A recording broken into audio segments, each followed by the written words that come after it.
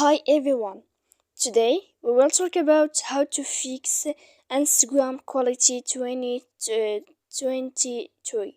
To know how to fix Instagram quality 2023, you should just go to settings like this. We will click. After that, in this page, you will go to apps here, default apps, app settings. Then in this list, you will go down to find the application of Instagram here. And then in this page, you will go to force stop. When you will end this, you will enter to storage.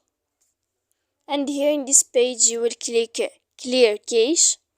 After that, you will click clear data. And after all that, you can update your application. So please don't forget to support us by like and subscribe.